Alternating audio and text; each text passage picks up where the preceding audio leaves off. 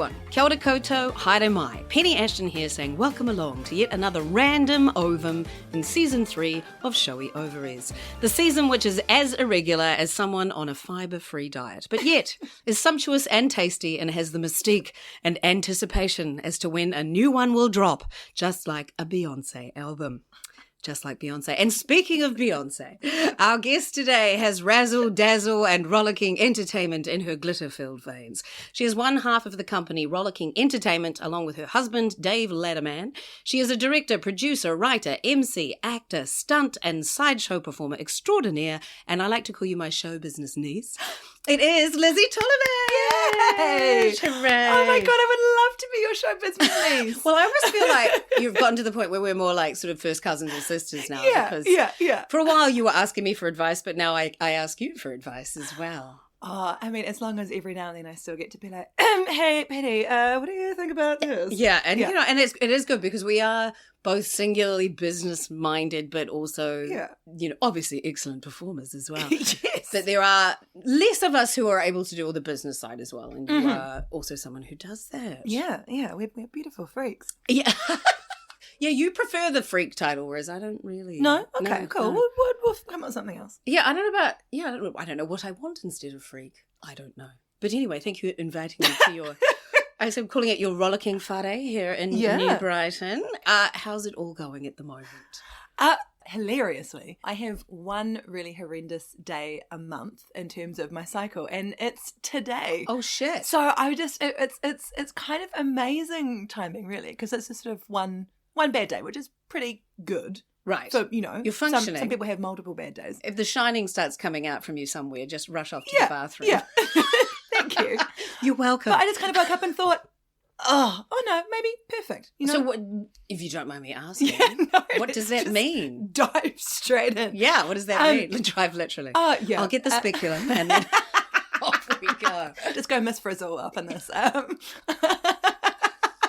Yeah, so describe what you're talking about. I just have ridiculous existential dread and and you know, kind of very prickly and delicate about every possible thing, and you know, just bad cramps and backache and headache and all of that kind of. Do you find that Nurofen does the trick, or ibuprofen? Yeah, I do a cheeky little paracetamol ibuprofen combo Cocktail. Situation. Fair. Been known to nibble a special brownie on occasion. Yeah, that last referendum was a very sad situation. Oh, wasn't it? look, for a beachside community, it was cruel. I just think for the medical marijuana, like honestly, you know, the fact that that's prohibitively expensive for people, I just think is disgusting. And thanks, boomers. Because it really was. I'm not someone who likes to bash that situation, but I think my mother voted against it, and I was like, do you know what you're actually, you know, and didn't because of that misinformation. Yeah, we just all need to talk about Portugal more. I don't know that. Is it legal in Portugal? They decriminalised everything. Oh, so it's like Amsterdam and The Wire. Do you know New Amsterdam? Yeah. Yeah, right. Okay. Yeah. So they and how is it going? Is it degenerate? Is it chaos? Is it anarchy? No, I mean, as far as I'm aware, the country's still standing. Right. Didn't win the football yesterday. Well, there you go. That's what you get. If those ladies hadn't been sucking on so many LSD tabs. Can you imagine anything worse than trying to play an international game of sport? Tripping. I mean, I've only, yes, obviously, it was, anyway, whatever, fuck. I had a quarter of a tab once and I hated it. Oh, okay. I hated it. Yeah. Well, no, I thought everything was very funny. But yeah, I never want to take mushrooms or anything where I might hallucinate. I think it's because I'm a control freak. Oh, yeah. I'm like, I need to be in control. Well, at least you know that about yourself. Exactly. Yeah. I think being self-aware is very useful in these situations. Right. So you get like, because I've been deeply fortunate my whole life. I've never had PMT. What? I know. I've never had emotional, like it doesn't change at all. My God. I know, around my period. So that's why, like with what menopause may come, I'd rather just keep getting a period for the rest of my life because it's actually quite simple. I know, I've been deeply lucky that way. Wow. I've got all sorts of other shit going on. Yeah, sure. It all balances. Yeah, it really doesn't make a single bit of difference to my mood. My husband was quite happy when he discovered that. Anyway, well, kia kaha to you and your... Oh. There we go. And your ovaries are showing more than usual in that situation. I mean, look, I hope they're not. That's Yes, that would be like actually. Something's gone very wrong. I'm talking about metaphorically. Okay, metaphorically, yeah. So what I'm going to do now is my longer introduction for you, which may be one of the longest I've done, despite your young age. Here we go. Lizzie Tollemache was born in 1990 when I was convinced George Michael was heterosexual and was pondering another perm. She grew up between Auckland and Blenheim with her actress mother and had a comedian as a father, so comedy and showing off was in her veins. We met when she was the tender age of 21, but I thought she was at least 32, not because of how she looked, but based on her already forming business acumen and confidence levels. But most of her performance career, would say, has been based out of Ototahi, Christchurch. You would say that. Yes, she had an early grounding in Shakespeare, improvisation. She was a court jester for 6 years, and circus. Then she met a certain dashing, chainsaw-juggling, fire-eating Shakespeare scholar and sideshow performer, Dave Ladderman, and love bloomed when he was swinging his sword around playing Macbeth, and her witch cast some serious love spells on his spiky haircut. So, in 2014, Rollicking Entertainment was born, and in that short time, they have toured a total of 9 different original productions to 9 countries. We live very similar lifestyles. There have been many of the same festivals, including our favourite World Buskers Festival, as was, where they won the Iron Chicken Award, amongst many other awards and sparkling reviews. They have played on Edinburgh streets, at the Edmonton Fringe, in universities all over the world, in military bases, hospitals, in Dubai, in Hokitika, and may have wandered past you as a roving character. Lizzie recently completed 2 years as Associate Director of Centrepoint Theatre and is now an in-demand performer, director, writer and dramaturg across the creative industries. Her new show, Swimming Lessons, is about addiction, neurodivergence and trauma, and it is, of course, a comedy. So please give a showy ovary and welcome to the most showy of all of the ovaries, which are a bit sore today, Lizzie Tollemache. Yay! There you go. Right. Wow. How do you like hearing all of that? I love it. I know I'm supposed to get bashful, but it's great. Yeah. It's nice to get a bit of validation. Well, yeah, man, right? Totally. Yeah. I mean, we should do that more often to each other, shouldn't we? What, read out bios? No, just say, you're awesome. Yeah. I mean, I feel like we actually do that a bit, so that's all good. Yeah, But yeah, you did all that, and you're like 12 still. Yeah. 32. There's not many people that have done that. Or, I mean, did you always know what you wanted to be? Oh my God. So actually, my mum is moving out of the house that she's been in for most of my life. Oh, and, mine too. Oh. Maybe. And we found some old school books of mine. I've looked through mine. They're hilarious. Oh my God. Oh my God, I cannot wait to tell me all about it. Oh, well, there is, I don't know, we must have been doing whatever the 10-year-old equivalent of personal essays is. And there is 2 pages in dicey handwriting from 10-year-old me talking about the magic of the theatre and and how I wanted to share why it's important with people, because it was what I wanted to dedicate my life to. Oh my word. I know. When I was 6, I have a certificate that says that I have got the certificate for singing sweetly and for the interesting talks I have given the class. Oh, great. So not much change there as well. The magic of theatre. So your mum was an actress, or is still? She'll sort of occasionally do a professional gig now, but, you know, with sort of years in between. Yeah. So when you were growing up, was she doing things? Yeah, I mean, she, you know, would stop working to have babies, but mum was, you know, doing the occasional ad or a bit of telly or theatre stuff. And so, yeah, did you see her on the stage quite a bit? Like, where does that come from, the magic of theatre at 8? Like, how did you know? I guess we went to stuff, you know, with that friends of hers were in all the time. And this is mainly in Blenheim? Auckland. Oh, in Auckland. There we go. That's better. No offence to Blenheim, but there's less happening in Blenheim. Yeah. We moved when I was 9. Ah, right. Yeah. Oh, right, there you go. So, yeah, you're immersed in all of that. And all of her theatre friends. Yeah. Because she did theatre sports, didn't she, and improv? Not so much by the time that I, you know, was old enough to remember it. But yes, yeah. You know, it was part of our world. I think it was literally the only thing I ever wanted to do. Yeah. I mean, I'm like that. Yeah. Absolutely. Started doing ballet at 4, showing off on stage. Went, this is good. I like this. Yes, please. Yeah, and we are both also very mired, you know, happily in the live world as opposed to filmed, etc. Yeah. I have very, very recently gone, okay, I actually need to dip my toe back in this green water a little. Okay. You know, because I think I love live so much that I sort of dismissed a lot of screen stuff for a long time. You know, so I've sort of got myself a proper agent again just in time for the strikes. So, right. Go me. I am interested in re-entering that world. But yeah, it's been live as the first love. Absolutely. Always. I mean, if I was offered all sorts of parts, I'd certainly. Yeah. But I played a street comedian in Power Rangers. And I had to just Did you say a street comedian? Yeah, a street comedian. I was on the streets. I was talking like this, and I had lines like, why was, 6 scared of 7 because 7, 8, 9, those stupid ones. Or my favorite one was like, what did the ducks say when they bought a lipstick? Just put it on my bill. Oh, stuff like that. And wow. and it was really fun at first. But then it was the same lines over and over, and, you film it in so many different directions. And when they were filming from behind me, I said, why don't I do different jokes so that they will laugh properly? Yeah. Because at first they were all laughing, but then you could just see the rehearsed glaze, and I was like, I should do different jokes. And they went, no, just stick to the script. And I was like, actually, that's bad. We could make this. Anyway, so and I was just like, and it was freezing, and I just went, this isn't fun. I much prefer the thrill of the crowds and the roar of the grease paint and all that sort of thing. Yes.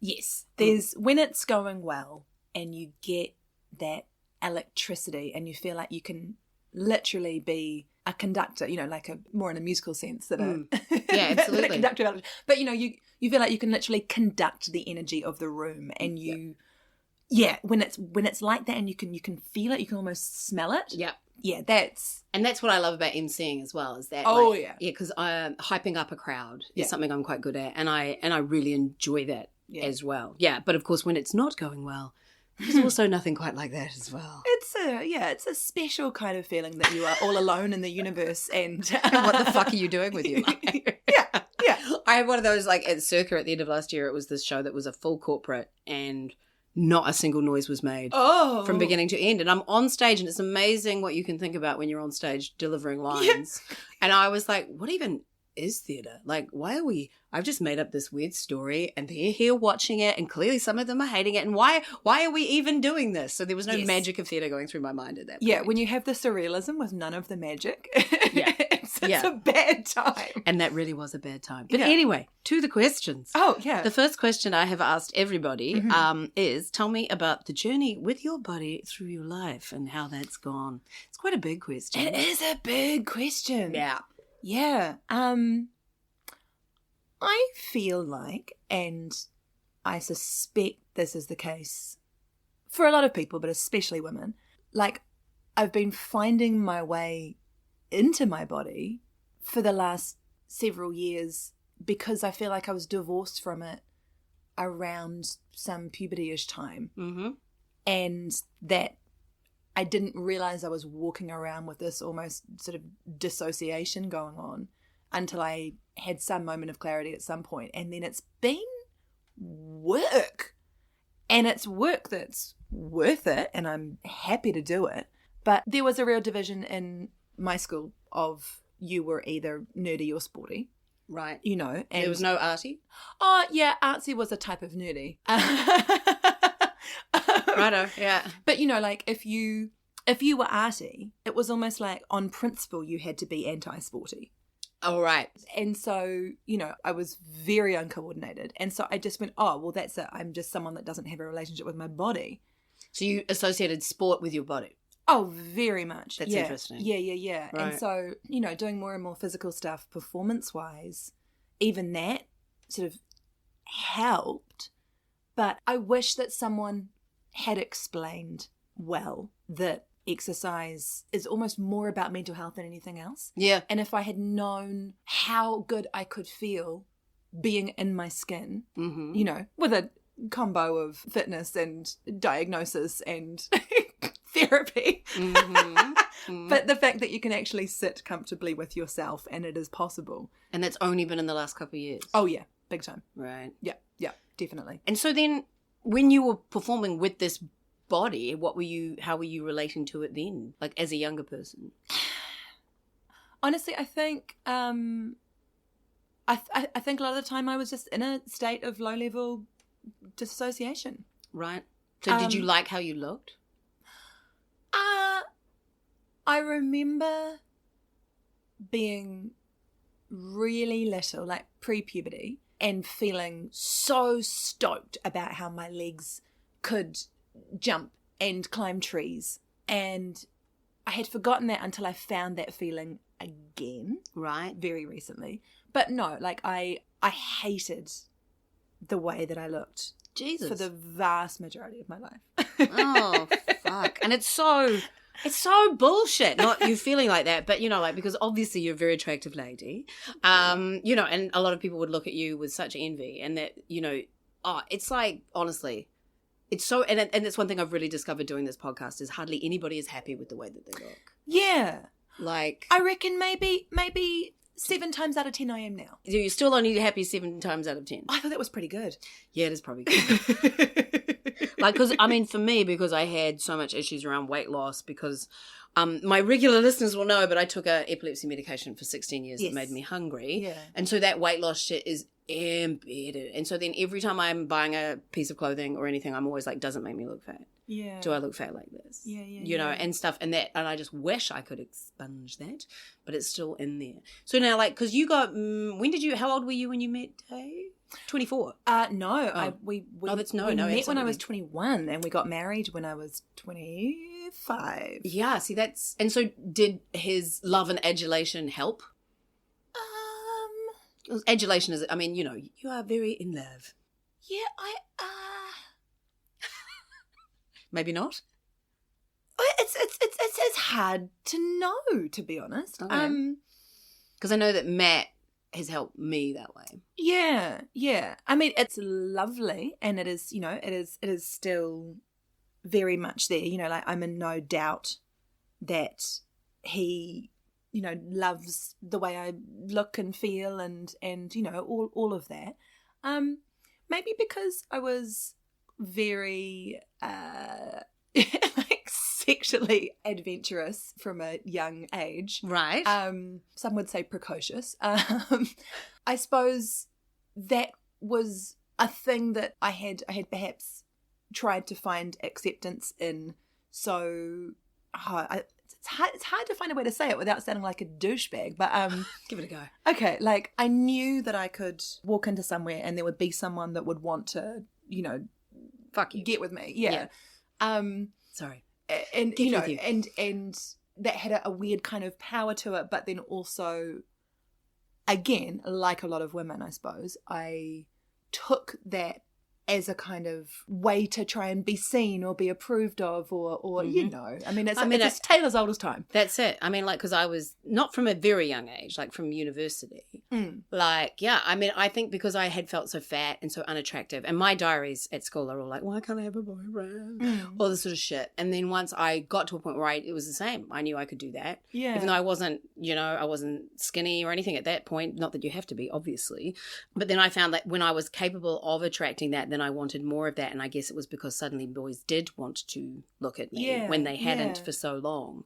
That, I mean, I had sex with 11 or 10 dudes before I had sex with someone twice. Oh. Yeah. Because I was like, yeah, let's do it. And, you know, and I don't have any moral judgment around that. Yeah. I mean, you know, maybe that wasn't the best idea, you know, but because I've never had a problem with casual sex, and I don't see it as any sort of moral failing, definitely. Yeah. And, you know, and being sexually, but then of late, I've looked back on that and gone, that probably was a little bit to do with that, suddenly being able to.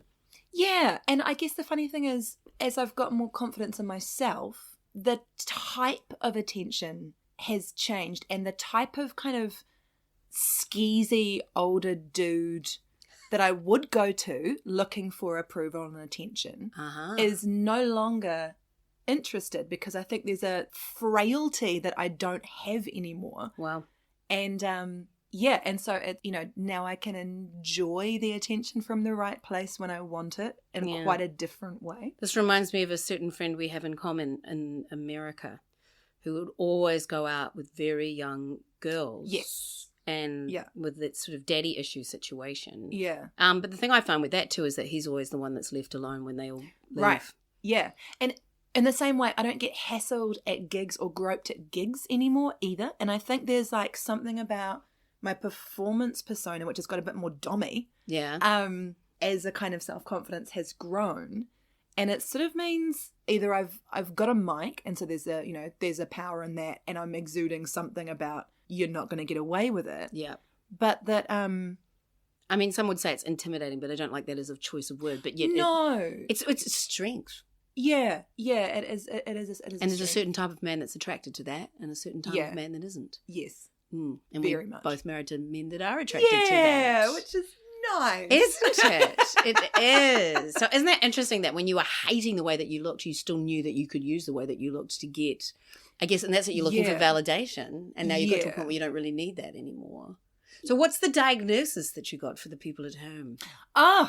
Good God. Well, in a move that surprised very few people, I got an ADHD diagnosis, and then also they call it CPTSD. So like it's complex trauma from childhood. But I'm at a point now where there's quite a few crossover sensory traits with ADHD and autism spectrum. Mm-hmm. And so currently just in that thing of being like, oh, do I look into this a little bit more, or am I just content knowing that may also be a little touch of the tism in there as well? Maybe. A touch of tism. That sounds like a jazz song, doesn't it? Yeah. Touch tism. Fascinating tisms. But the ADHD one was the big one that was like, oh my fucking God, this explains things which I've been beating myself up about for my entire life. So lack of attention. Tell us, because it feels like stuff that I know about ADHD may be outdated.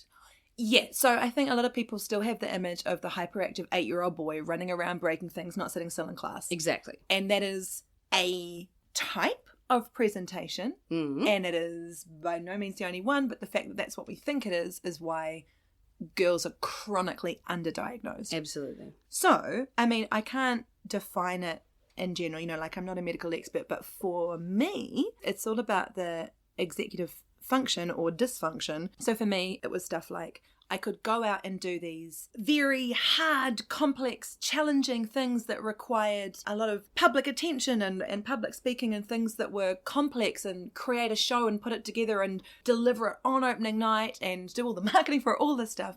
But I would have these, doom piles of things at home, and I couldn't manage to do the washing or book an appointment, like pick up the phone and book an appointment, which would take 5 minutes, and I would have put it off for months. Then there's stuff like, I could never understand why I was so bad at maintaining friendships, and it's again a classic ADHD thing of, if you are in the same place or if you're about to see someone, then it's fine. But it's like the ultimate out of sight, out of mind. Right. So there'll be people who I, love very deeply, and the effort it takes to contact them if you're not in the same place or about to be it's incredibly hard to describe without sounding like you're making excuses and you're being lazy. Right. That's why I love Facebook. You can sort of you can hit everybody at once. Yeah. It's because people don't need. Do people feel neglected? Yeah, so I've had a lot of people be really upset with me over the years because they think that I've ghosted them and disappeared on them and all of this stuff. Also stuff like emotional regulation, so you, almost like a toddler, you kind of these very intense feelings, and luckily I was really, really good at masking, so I wouldn't show them, but you have these disproportionate reactions to things. Your sort of feelings are not necessarily reasonable. Right, okay. And then there's time blindness as a classic one as well, working memory deficit. So like you have coping mechanisms, but just the shame for years and years of being like, why can't I just willpower my way into doing these things, which should be easy, because look, I'm doing all these hard things over here. Yeah, you're hammering nails into your face and getting out of a straitjacket. Like, call the gynecologist. So it must be me. Like, right. Like I must be a lazy, stupid piece of shit if I can't do... Lord. Oh, yeah, like the self-talk was terrible. But, just going, oh my God, I was never going to be able to willpower my way through these things. This just is how my brain is. And I can work around it and I can find hacks. And now that I know, there's all sorts of things that I can do to do the things that need to be done. So what was the light bulb moment? I was in not a great place, and I'd sort of been knowing that I was not doing that great. Because, hilariously, depression and anxiety often are caused by undiagnosed ADHD because you don't know what's wrong with you and why you can't do things, and that builds and builds and builds. I don't think that's hilarious. Well, yeah. Okay. But it could make a good comedy show. Yes. Yes. So that was going on. I was really not well and working really hard to appear to be. Because you had a bit of a wobble with the relationship. Was that all part of it? Oh, it was a significant wobble. I'd been really depressed for about a year and a half, and it was getting harder and harder to show it, to hide it. And so I was like, I'll take a job in a different town. That'll fix everything. Wow, Palmerston North. Yeah, I will find happiness like this. I guess for me it was like a salaried creative arts job. Like what the fuck? Yeah, those never happened. So anyway, all of that was happening. Then my relationship broke down, and there was COVID. And that's a lot. Yeah, things were building and building and building. 2020 was a good time. There was a lot of disastrous stuff going on in my family, and so I was like drinking more and more. And then I was on tour, resident director for a show that was in Australia. And while we were over there, that's right, yeah. The restrictions hit, and so I ended up stuck in a hotel room for 2 weeks, and I couldn't run away from anything anymore. And so I was stuck there. By yourself? Yep. Climbing the walls. Oh, I mean, the people in the cast were there, but, not in my room. So you couldn't actually leave the room at all? Oh, we were allowed out for like a little mental health walk. So, right, outside. Okay, right. But, essentially stuck in one place. So that you had to walk to the moon and back to actually mentally, your mental health walk was not enough. Yeah, no. And so I ended up stumbling into some memes, which were weirdly funny and relatable. And then I've heard other people self-diagnose themselves from memes. Yep. It's and nuts. then TikToks, and then talks, and then reaching out to people who I'd seen who were friends who had posted them and going, hey, what would it look like? Oh, yeah, Moody, Yes. mutual friend. Yes, that's right. Yep. Oh, did you reach out to him? I did. Great. I know he's a real evangelist for it in a good way. He was incredible. Yeah, he's great for it. Yeah. Yeah, and it's because I also had that stupid view in my head of I was in every extension program in school, and I finished school at 16, and so I was like, well, it can't be that because I'm smart. I'm good at that, yeah. Stupid, such unhelpful stereotypes. Anyway, yeah. I don't think you should beat yourself up and call yourself stupid over that, because that's what society presented. Well, thank you. You're True. welcome. Just like the 1950s Barbie silhouette. That's what people wanted because that's what was put in front of us. So yeah, you're not stupid. Well, yeah, so then I found, and luckily, because the other ADHD thing is hyperfocus, right? So it can be impossible. My sister is like this. Right. So we have an interest-based nervous system. So you jump around like a moth to a flame. Well, so if something is interesting, like the rest of the world disappears, and you can be stuck there for 6 hours and forget to eat or sleep or need to go to the toilet. Yeah. Because it just you're completely absorbed in the thing. And you didn't find laundry that interesting. No. How surprising. But yeah, I just went fully research rabbit hole and found a psychiatrist who specialised in adult diagnosis, forked out $1,000. I know. Fuck. And waited for 6 months. Still took 6 months. Yep. Yeah. Oh, well, the middle, yeah. But yeah, then, after a 90-minute Zoom assessment, she was like, how would you like to start Ritalin tomorrow? $1,000 for a Zoom after 6 months. Far out. But great. And so you've been on Ritalin ever since? Yeah. I'll take little breaks from it sometimes, because if I'm in a brand new, highly stimulating, novelty, deadline heavy environment, I don't need it. Right. That's then giving all of the dopamine that normally is not there. Right. Right, okay. But you found it life-changing. Oh, like 100%. Because not only did I understand myself for the first time in my entire life, but it also gave me the perspective to then look at other parts of my life and for the first time see some patterns and go, and then realize that I was masking and numbing a lot of stuff with substances or with like risky behavior, and I could see it for the first time ever, and I could see the stuff that I was repeating, and I could see that there were problems, and so I wouldn't have gone to therapy or sorted out my shit if it hadn't been for the clarity that the Ritalin gave. And were you still split up when you had this epiphany? But that's No. obviously helped your relationship. Yes. Yeah. Oh, I'm a much better Wife. person, partner, person. Yeah. In general. Right. Yeah. I think I'm much nicer to live with. I'm more at peace with myself. I'm not sort of carrying around just stupid amounts of tension, which I'm then shoving down to not show that I'm carrying around stupid amounts of tension. But of course it splurts out. Yeah. Right. Of course it does. Right. Okay. Right. Fuck, that's a lot, isn't it? Yeah. Well done. Yeah. I mean, it's amazing. Yeah. And you're not drinking now?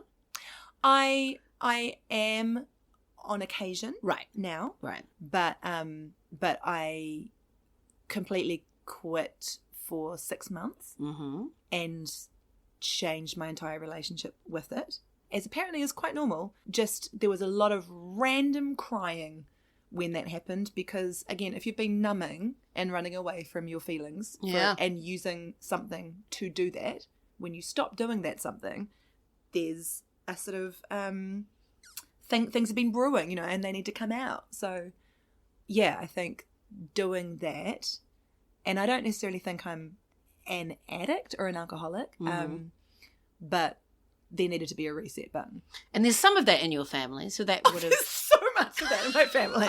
Oh my I was God. like vaguely alluding to it. We're but a cornucopia of mental illness and addiction. Right, okay. And that plays into the PTSD style.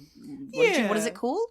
It's just CPTSD. Childhood post-traumatic stress. I think the C actually stands for complex or chronic. Right, okay. Because it's not a one-off event. It's like an ongoing thing in your formative years. In your formative years, and that stuff will stick. So I guess you can be sort of scared of thinking that you're going to be going down that pathway. Yeah, for sure. Mm-hmm. Yeah. Right. But, fucking well done. That's a lot. Absolutely. Yeah. And do you stop and congratulate yourself? Sometimes. Yeah. I mean, it's very confronting. Like you had to not only go, oh, there were some things which actually were terrible and not okay. It's not just that. That you did. Oh, that, that it's confronting to think about the child and think about a child trying to handle stuff.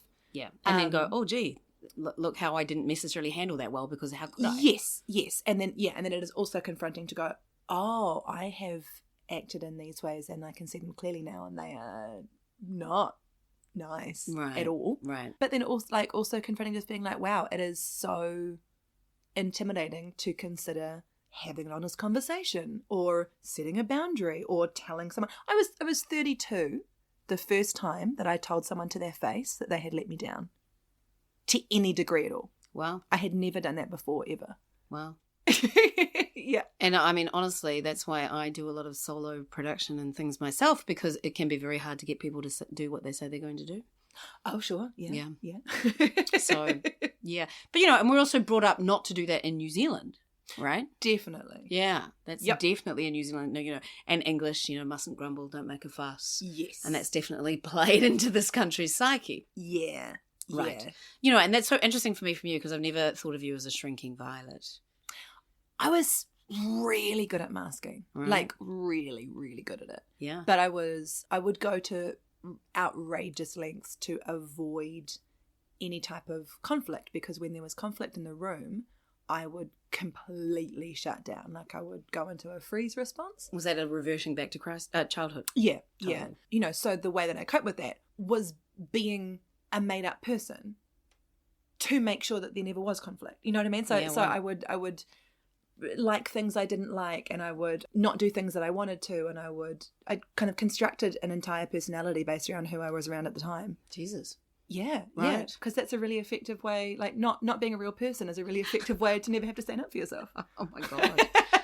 Wow. It's so interesting that my family life has been filled with conflict always. You're right. But I just lean into that. And because Matt hates it, my husband hates conflict of any kind. And it's frustrating because you actually have to, if you don't agree on something, you have to be able to talk about it. Yeah. And sometimes he just hates doing that. And that is a learnt skill. Wow. Yeah. I feel like it was just demonstrated from a very young age. Yeah. Anyway, it's a whole other podcast. Yeah, and that's what Matt's family just never really argued, but mine does and did and still does. So yes. Right, okay. So anyway, that's a lot. That was like about half an hour, which is fine. I'm just looking. Yeah, 40 minutes. Right. I forgot that there was a specific question.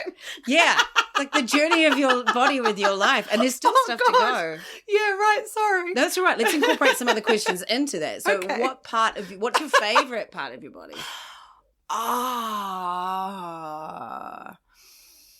I really like my back. Your back? Yeah, No I one said really that. like my back. What is it about your back?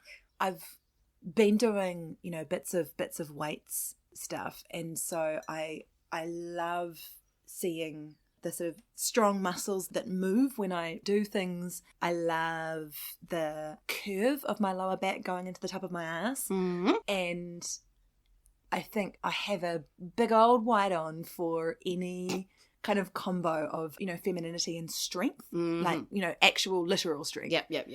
Because you're doing a lot of that. Like, because you did some keto as well and got a bit shredded and then... Yeah. I mean, because again, hyper focus. I got obsessed with something and so just and then both you and Dave were like, right, it was like Dave's like, all right, I'm on for the ride. Right. Oh, we had to stop because Dave just, we were shoving calories down his mouth and he just couldn't stop losing weight. Yeah. Right, okay. Yeah. Because he's looking pretty shredded these days too. Yeah. Yeah, I mean, he always has though, hasn't he? Because that's the other thing, of course, that with the strength. And, well, it is interesting because I was reading something that Dave, did an article together and saying that you are fearless and that he trained for a long time, like Circo Arts, to do the juggling and all that sideshow stuff, which is juggles what? A chainsaw and an egg or something like that? A chainsaw, a bowling ball and an apple while taking bites out of the apple. Yeah. See, that shit's very impressive.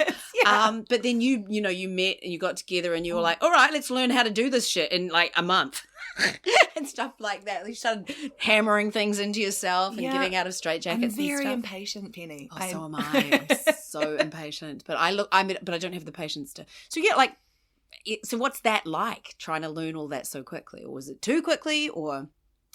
It had to be quick or I wouldn't have done it. Right. I mean, I'm lucky in that sideshow is a very specific skill for a very specific act, and you can learn how to do things fairly quick if you have a deadline.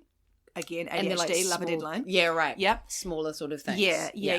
And like, there's something about, if you are holding a fire torch, I think that's part of what attracted me to it, is because if there's not a really clear reason to be super focused on a thing, it is like trying to turn around an ocean liner, trying to get your focus on something. But if you're literally holding fire in your hand, every primal part of your body is screaming at you to pay attention to it. Right. So that, or walking on broken glass, or being hung upside down by your ankles, they're all things that have huge instinctive drives to survive. Pay attention and survive. Survive. Yeah. What's it like the first time you put a flaming torch in your mouth? You're like, I've had lots of things in here. It is almost like you're hallucinating. You're kind of going, hang on, this can't be Yeah, like, real. what the fuck am I doing? Like, yeah. So fires, and is that, there's no trick involved in that, is it? Most of sideshow is just physics. Yeah. Yeah. So, if you are controlling your breath and you are, sending your breath outwards in a slow controlled thing, and you never, ever, ever, ever breathe in, as I'm sure you can imagine that would be a terrible idea. That would be a terrible, terrible idea. So if you're controlling your breath and you are creating an environment which is inhospitable to fire, you have a damp mouth, and you are going to very quickly completely deprive it of oxygen by closing it. So it's sort of about being clear, decisive, and then having the breath control. Right. And it cannot exist in that environment if you are strong enough to kind of go and in and shut. And it's the psychology of committing to the shutting of the mouth. I remember somebody saying once that whenever they did fire eating, it burnt the cilia in their throat, which meant that they got sick a lot. The fuel itself is very bad for you. So do you do fire? That's fire. What do you call it? Oh, breathing. Yeah. Even the eating or the teeth hold or anything like that. Yeah. There's still trace amounts of fuel, and it's very bad going into your body. Yeah. I mean, it's poison. Like smoking. It's just like smoking, isn't it? Yeah. Right. Okay. So do you try to do that as least as possible? Therefore. I mean, you know, if you're doing a show, like if you're doing a 3-week season of a show, Yeah. then you're going to be doing it every day for that season. But it's certainly not a daily activity. Yeah, it's not fun. Hey, let's just eat some pie for fun. That'd be a diet, that's for sure. You would lose a lot of weight if you were doing that. Right, okay. But yeah, like I've been a member of Les Mills since I was 18, so I've been going to the gym on and off my whole life. And there is something deeply pleasing about, like during lockdown, I got a couple of 4-kilo weights and just using those and seeing the definition come into your arms and stuff like that. It is, I like that too. Hell yeah. Yeah, and feeling strong and feeling capable, as you said. So you've come back into that. Yeah. So what's the least favourite part of your body? Always had this thing about, like, I've got very muscular legs, which, you know, some people really like. Mm-hmm. And you are learning to like them? And I am learning to like them. Yeah. Like I remember being told, I think my mum actually said to me, you know, that I should only ever wear, you know, things which were either very high cut or very low cut in terms of trousers or skirts or whatever, because my legs were too curvy to have anything that cut off mid-calf. Mothers. And that I shouldn't wear flat shoes if I had You should wear high heels. Well, just like with a certain cut of pants or skirt. So like, because I guess again you have that image of things need to be dainty or, you know, light or petite or my mother said that I should draw a line because my lips were too big. And I should draw like a pencil line so that there was sort of 3/4. Oh. Yeah. What? I know. I know. And my mother used to say, have a piece of fruit and all that shit all the time when I was hungry, even though I was ravenous, because the pills were making me hungry. Yeah. God. Yeah. Well, and I've said this a few times. My mum said that I walked like I was up myself. I remember us talking about this before. Yeah. I was like, that's confidence, Mum.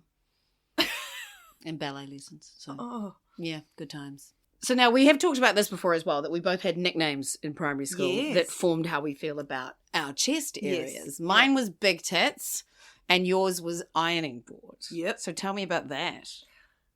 Yeah, it wasn't like I walked around being haunted by having a very small chest on a kind of hourly basis. And, you know, I certainly, as we've discussed, was able to get plenty of you know, sexual attention without them. But I guess as I started kind of creating the person that I wanted to be, and, you know, for me, part of that is aesthetics based. So, you know, like the colour of my hair, or, you know, like the types of the colours and the cuts of the clothes that I wanted to wear. And when I found finally, after a lot of trial and error, the kind of style and the silhouettes that made me feel like myself. Can I just ask, you say when you were creating the person you want to be? Yeah. Or were you just discovering the person that you are?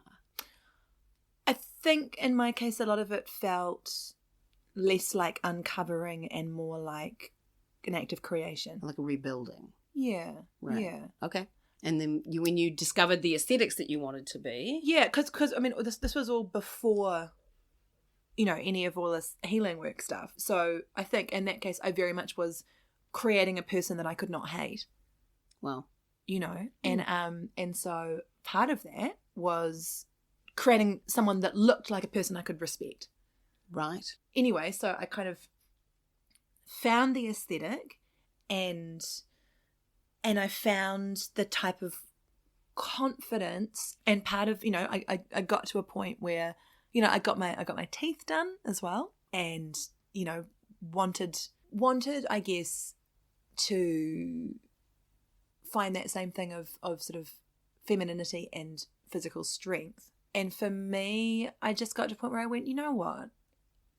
I'm allowed. I am going to be in this body, hopefully, for many more decades. I'd like to have a shape that I feel good in. So yeah, like you loved the aesthetic of an hourglass. Yeah. Yeah, and just being a bit and more... I kind of, that was already the reality. Mm-hmm. And so I guess for me, I was like, everything about my body when there's nothing on it is this very specific type or look. It's just that it's kind of part of it's missing. So it's like a little, you know, it's sort of... It's literally like, it was a part of the rebuilding, I guess. Yeah, kind of. Mm-hmm. So I was like, well, yes, of course, there's that whole you should love yourself exactly as you are. Yeah, but that's bullshit. But yeah, it is. yeah. It's bullshit. It's like, you know what? Like, and you, so you've ended up having implants. Is the upshot of that? And it's interesting, isn't it? Because like I was surprised, absolutely, when I discovered that. But yet it doesn't matter what I think. Yeah, because all that matters is what you think, and you certainly haven't got them for my gaze.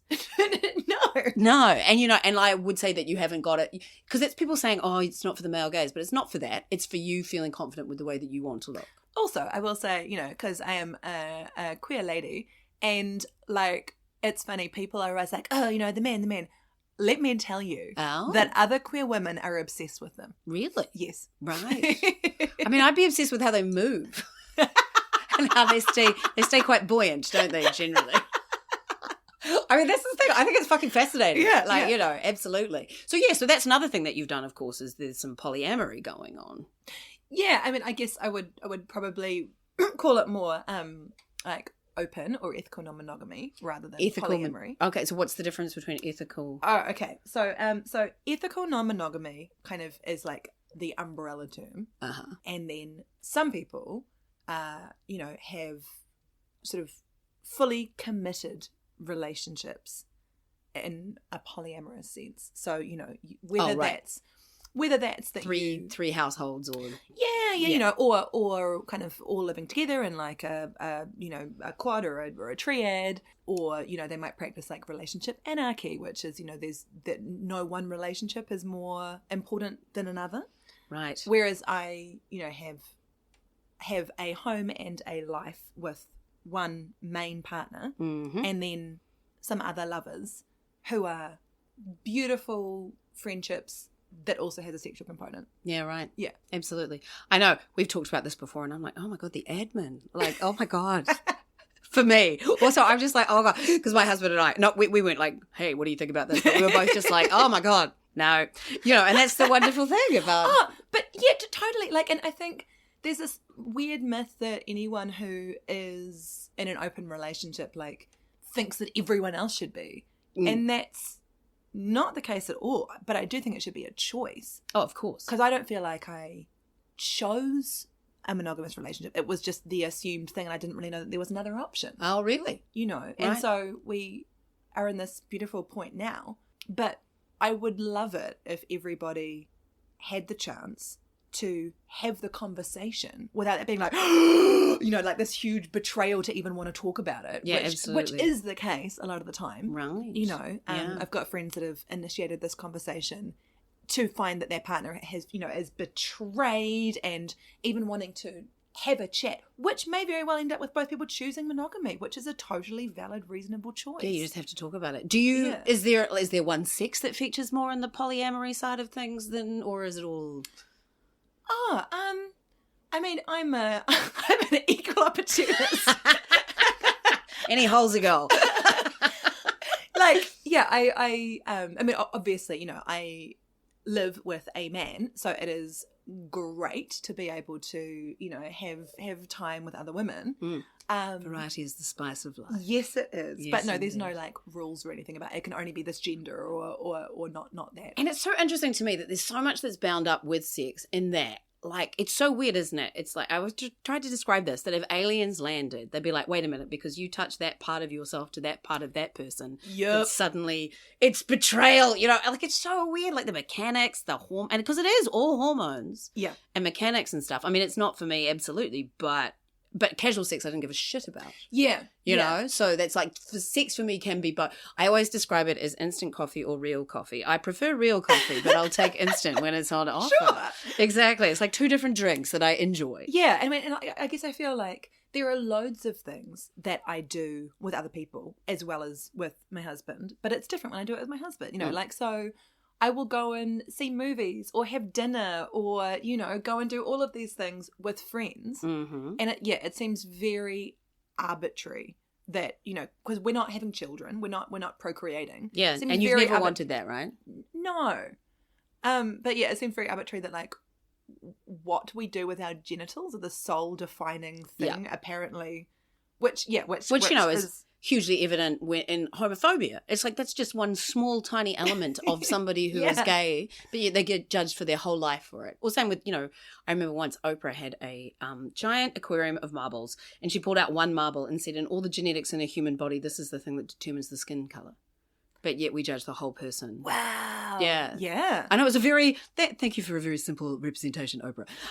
Like of that situation. And and I feel like it's a very similar thing entirely. But yeah. And I have to say, as much as there are problems with this sort of stereotype of the slutty bisexual, like, it does make me feel like I'm getting to be my entire self, getting to, like, go and get freaky with a hot girl. Like, And there is a perception that, one partner is always more than the other in these sorts of situations. It's always more than the other? Like, into their polyamory. Like, that's another myth I think that's out there. Well, I mean, once again, it's going to be different in every single case. Yeah. And so, like, I'm probably more active in that space, but also I'm, was always kind of a very adventurous person. Right. Was there anything that you felt, like because you got those implants and you, I don't know, just because you're in the public eye the whole time with your publicity images, reviews, things like that. So how do you feel that, have you felt any judgments around your body, not necessarily with the implants, but just with anything in response to being in that public eye? And I mean, I think if anything, like I've heard, people are more judgy, or at least I've heard or seen more potential judginess from like wearing corsets than anything else, No, seriously, because like I guess because you mean since you got them or before? No, just like in general. Really? Like with corsets, some people are super weird about it and like refer to them as, like torture implements and stuff. Is this for stage or just in general in life? Just in general. Well, because I've like my last 4 solo shows has been a corset, but I've never had that. With like, publicity images or whatever. Really? Because they look great. I love those. Oh yeah. Like, and again, aesthetics, like it is part of our art form. And you look polished as fuck at all times when you're on stage. And I know that you work at that. And it shows a level of professionalism. Like when you see somebody looking sloppy in a presentation on stage, then you question their professionalism. Yeah.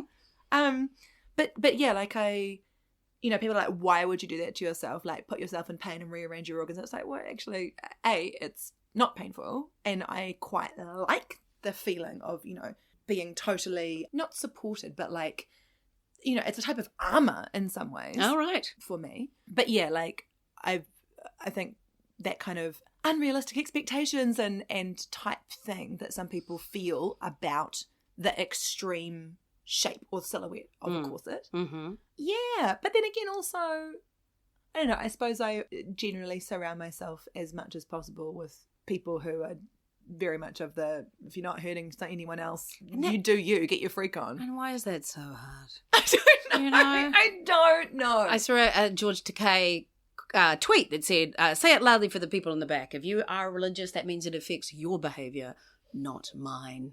Yeah. So just that simple basic thing like that. And it's the same sort of thing with this. I've never had anybody say that to me. I do think that if I had to wear a corset every fucking day for the rest of my life. Oh, totally. Yeah, but we're not doing that. But I mean, that's, that was the way that I grew up understanding feminism anyway, is it's the choice. Absolutely. It's not you have to do this or you have to do that or you're not allowed to do this or you're not allowed to do that. And being a woman, this is what you'll see when you go to Barbie. I've just seen Barbie. Yeah. It's fucking amazing. There is one particular speech by a certain character that I won't say, so not to spoil you, it just sums up what it is to be a woman. And it's, that's the thing for me with beauty particularly. I think the psychology of beauty is fascinating. Like you can't try too hard because then you're a try hard. But if you let yourself go, you're slovenly and disgusting. Yeah. Everybody wants to be beautiful or have a beautiful partner, but if you're too beautiful, you're stupid. You must be vapid and dumb.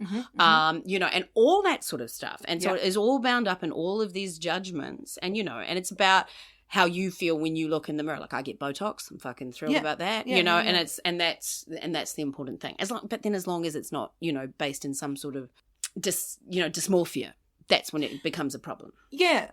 Yeah. Unless you are getting your breast removed because you hate, your body because you feel trans. So that's a dysmorphia that you deal with in a way. Oh my God, it's so fucking complicated. Yeah, it is. And I think as well, not only is there, what you were saying with if you try too hard or you look a certain way, then you were a bimbo or you're ditzy or vapid or whatever. It's funny because that is highly encouraged in certain circumstances, and like I know there have been times that I sort of younger that I played into that a little bit. Right, I played ditzy. Yeah, kind of could see that my presence was only welcome if there was a certain level of looking up to and admiring that kind of like older male type of personality. Right. And I tried to be as pleasant to be around as possible, mostly in my 20s. And I remember that moment of going, I'm loved and respected and cared for here, and not realizing that it was only as long as I was deferring to these, male opinions. Mm-hmm. And the second that I had got to a point where I felt like I was on an even footing and could venture my own opinion or could question something, all of that support and interest and friendship disappeared in a moment. Wow. And I remember that thing of like, you had no interest in like the full grown cat. You just wanted the little kitten, like you wanted someone around to kind of project this version of yourself, and you actually didn't care, or, you actually weren't invested in me coming up to join you. Right. At that level that you thought that you were. Right. And yeah. And so, and obviously that's a certain type of man. Oh, God. Yeah, yes. no, I'm not hashtag not all men. Fuck that shit. Fuck that shit. Quite a lot of men, but yeah. Absolutely. Right, okay, now I forgot to ask you this question, but I'm going to throw it to you now. Do you have a fun fact about your life at all? Like I'm third in shot put in New Zealand in 1984. Is my fun fact. Oh, that's very impressive. I know, thank you very much. Yeah.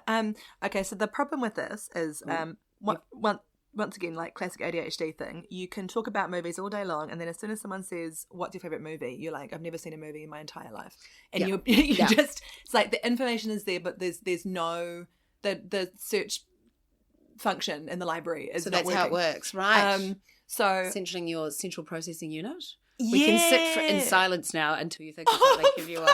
Oh no, this is like my worst nightmare. I'll edit it out, obviously. I mean, yeah, like I'm sure there's loads of fun facts. Oh God. It's all right, honestly, don't stress. Okay. You can, why don't you, if you think about it, I don't know, you could send me a sound file. Okay. I can edit it in. Let's do that. All right, fun fact. I proposed to my husband with a plastic light-up green lantern ring in an ancient amphitheatre in Barcelona. And then you went on and bloody well married us. So there you go. 2 facts for the price of 1. So was there anything else that you wanted to talk about at all? Oh. Get diagnosed? Oh, actually, good prompt. Thank you. You're welcome. Yeah, I know a lot of people, especially, if you have a regular pattern to your life or if you're a bit older, a lot of people think, well, what's the point in investigating? Things might be quite relatable about certain parts of the neurodivergent experience, or I know that there's something not quite right with my mental health, or, that I do this weird thing in these certain situations, but it's too late, or what's the point, or I'm coping okay, or why open up the can of worms? So fuck that shit? 100%. Like, there have been times with the therapy and everything where, I've walked around feeling the worst that I've, felt in ages. But even in the midst of the day after a big heavy duty therapy session, or even when when I stopped drinking and I was on the floor holding onto the leg of a couch like a raccoon and just like in floods of tears, not even knowing why, even in those moments, Jesus. I wouldn't go back to how it was before. Ever. Wow. I would never, ever do that because I didn't know that it was possible to sit and be comfortable with my own thoughts. Mm. I had no idea that that was a thing. Wow. And I can't even describe to you how much, I had no sense of self. And now I can be with myself. I know who I am. I like who I am. And